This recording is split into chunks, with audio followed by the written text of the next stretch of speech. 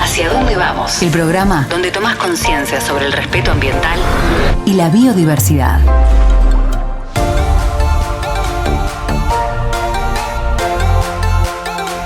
Bueno, y estamos nuevamente en este nuevo comienzo de Hacia dónde vamos con Juan Ignacio Moreno, nuestro especialista en temas ambientales relacionados con las leyes ambientales, ¿no? En este caso, abogado ambientalista que nos está acompañando un año más. Así que hola Juan, muchas gracias por volver a sumarte a este equipo.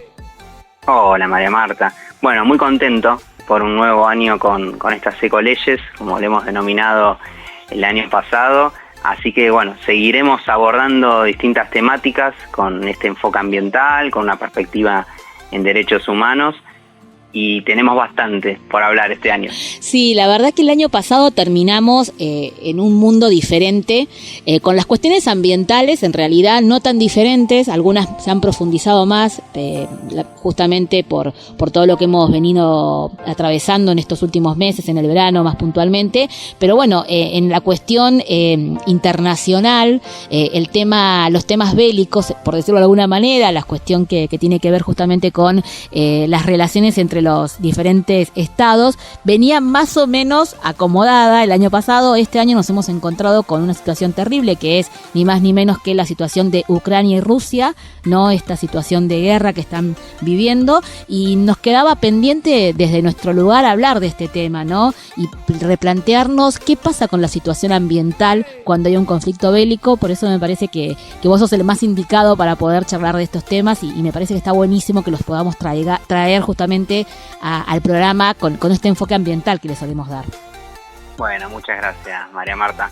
Y realmente veníamos de 2 años de una pandemia, atravesando la cuestión de la salud, de todos los cuidados, y este año 2022 nos trajo otra situación y una problemática social que siempre tiene discusiones económicas, políticas, como es el caso de un conflicto armado. Esta invasión de Rusia a ciertas ciudades de Ucrania nos lleva a pensar, más en este caso en concreto y con estas columnas que venimos desarrollando, qué sucede con el ambiente. Es decir, si el ambiente tiene algún tipo de protección a nivel internacional ante un conflicto armado, si se protege a los bienes naturales o simplemente da lo mismo. Por eso en esta columna vamos a estar abordando cuál es el marco normativo y sobre qué específicamente se brinda un amparo jurídicamente respecto al ambiente.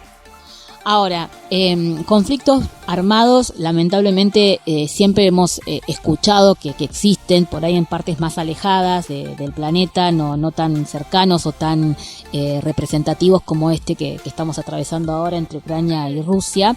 Y me parece interesante esto que vos marcabas, que hay normas justamente para proteger el ambiente cuando hablamos de estas situaciones. Exacto, y bueno, esta primera parte que vos comentabas, María Marta, es muy cierto.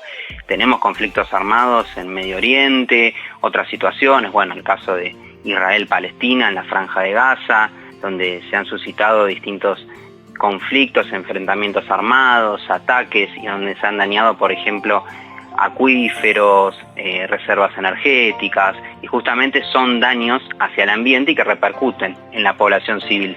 Y en cuanto a la normativa, sí, primero hay que destacar la función que cumplen los convenios de Ginebra, que abordan el derecho internacional humanitario. El derecho internacional humanitario brinda una protección a la población civil en los conflictos armados. Y cuando nos referimos a conflictos armados, hablamos de aquellos conflictos donde hay un enfrentamiento entre países que puede ser internacional en este caso, y también tenemos conflictos internos, civiles. Por eso hay conflictos internacionales y los que son no internacionales.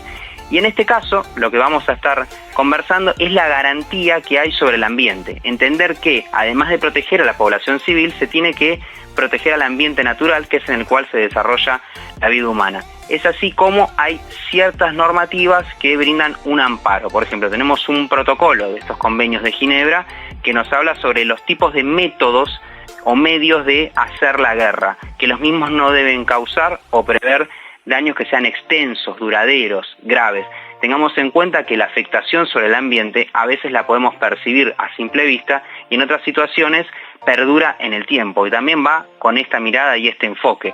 A su vez, el Estatuto de Roma de 1998, quien crea la Corte Penal Internacional, tipifica, es decir, crea un delito, un tipo de acción que es considerado un crimen de guerra vinculado a los hechos de causar daños extensos, duraderos, y que nos habla un poco de la proporcionalidad en el daño que se genera en los conflictos armados. Es así como el derecho internacional humanitario nos brinda ciertos principios que van vinculados a la protección del ambiente. Por ejemplo, tiene que haber un principio de distinción, es decir, que se encuentran prohibidos ataques que se realicen de manera indiscriminada. Entonces esto nos habla un poco de proteger lo que son zonas agrícolas, instalaciones de agua potable. Entendamos también que en estos conflictos muchas veces el ambiente es utilizado como una herramienta de guerra, en el cual se contamina justamente a propósito el mismo para afectar poblaciones. Si se contamina el agua, se repercute en la población civil y eso genera que la población civil se retire de esas zonas. Sí, pensaba en eso que también detallabas, ¿no? Y que no dejamos de hablar de una situación en guerra, ¿no? En donde debe ser también muy difícil tratar de imponer estas cuestiones mínimas, indispensables, que tienen que ver con el cuidado ambiental, con el cuidado de los recursos, porque después de ese conflicto eso va a seguir existiendo, esa zona va a seguir existiendo y no podemos dañarla, ¿no? A veces si lo ponemos en contraposición con las personas es como raro de pensarlo, ¿no? Porque también vemos la cantidad de migrantes que empiezan a irse de esos lugares porque no tienen otra forma de escapar de la guerra. Pensaba si los organismos internacionales son quienes hacen cumplir estas normativas. Bueno, eso es muy interesante. Ahora vamos a ir charlando de los organismos internacionales, que ha aparecido una nueva figura que es también la del refugiado ambiental. Claro. Muchas veces termina emigrando de su ciudad, de su país, por la situación en la cual los conflictos armados generan una transformación en el ambiente.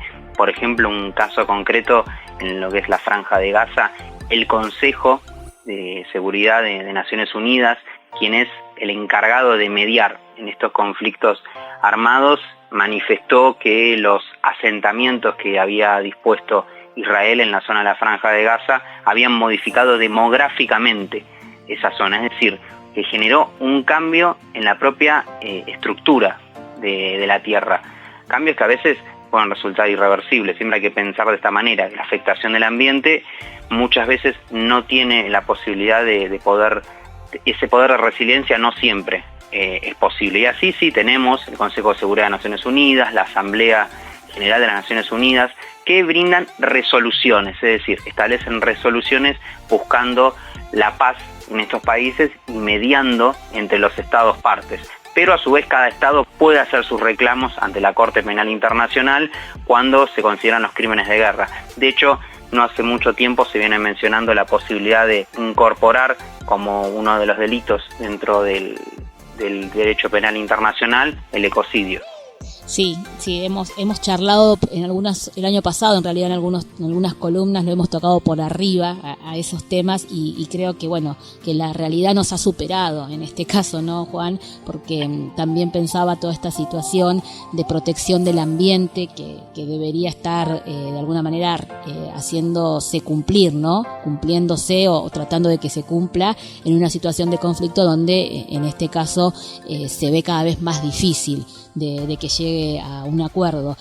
Pensaba en esto de los recursos que también dijiste y cómo se empiezan, por ejemplo, ya te llevo para otro lado, pero también sí, tiene que ver con esto, ¿no? Cómo empiezan a dispararse otros productos en otros países a raíz de la situación conflictiva, como los alimentos en esa región del mundo, pero también pensaba en esto del uso, ¿no? del carbón, el uso del petróleo, los valores que estamos manejando, y pareciera que hubiese quedado muy atrás todo lo que pasó el año pasado con los diferentes congresos y los diferentes acuerdos internacionales que habían llegado a los países, y un poco empieza como a decaerse eso también. Sí, veníamos de la COP con muchos compromisos internacionales, pero un conflicto armado parece que hace olvidar en la agenda internacional la cuestión ambiental. Y eso que tenemos un montón de convenciones, hay convenciones que nos hablan de la prohibición de gases asfixiantes, tóxicos, de armas biológicas, es decir, normativa hay un montón. También sobre el empleo de minas, de armas, de trampas, ciertas armas convencionales que modifiquen el ambiente. Bueno, tenemos un montón de convenciones, pero realmente a veces es muy difícil pensar en esa protección del ambiente. Sí me parece importante y a destacar que el derecho internacional humanitario es sumamente necesario porque nos brinda una protección del ambiente, pero a su vez nos brinda una estructura y un fundamento para poder reclamarlo y defenderlo. Y es así que eso tienen la posibilidad de los estados ante los órganos internacionales y ante las pruebas de lo que sucede. Bueno, un caso muy claro es la situación del enclave colonial que tenemos en nuestras Islas Malvinas por parte de Gran Bretaña. Es un lugar estratégico luego de un conflicto armado y que pertenece ese territorio a la República Argentina, donde se encuentran recursos hídricos, pesqueros. No es casualidad que existan ese tipo de enclaves coloniales y el origen de estos conflictos armados muchas veces tiene su razón en la cuestión ambiental, en la cuestión de los bienes que son fundamentales para cualquier país y para la supervivencia. Sí, lamentablemente llegamos como a esa conclusión, ¿no? Hay muchos conflictos, en este caso bélicos y también conflictos armados que terminan teniendo como el inicio justamente esto territorial y esta necesidad de buscar algo que por ahí no tenés en tu país y salir a buscarlo en otro país y bueno, y de eso también después forma parte el ambiente y el cuidado ambiental que debemos generar y las políticas que debemos exigir, como vos decías, Juan. Me parece que es un tema que nos va a seguir acompañando, lamentablemente, pero está bueno a través tuyo poder recordar y entender un poco que las cuestiones bélicas también, de alguna manera, introducen el tema ambiental, aunque no se respete, aunque no lo veamos tan frecuentemente, aunque no creamos que pueda llegar a respetarse, está bueno que lo sepamos, como decías vos, para poder reclamarlo. Exacto, sí, y tener presente siempre estos términos de la soberanía. Y bueno, yendo a este caso de la cuestión Malvinas, sostener esa soberanía política, económica y una soberanía ambiental sobre un territorio que es fundamental para la República Argentina y bueno, que ojalá en algún momento pueda ser recuperado. Bueno, Juan, te agradezco muchísimo. Nos vas a seguir acompañando todos los sábados aquí en Hacia Dónde Vamos con estas ecoleyes que la verdad que están buenas para que podamos empezar a conocer que la naturaleza también está atada a empezar a entender la naturaleza, como algo que tiene derechos, ¿no? Y algo que tenemos que empezar a tomarla como un sujeto con derechos, ¿no? Totalmente, y muchísimas gracias, María Marta, por la invitación nuevamente a este año y bueno, estaremos con otros temas. Gracias, Juan.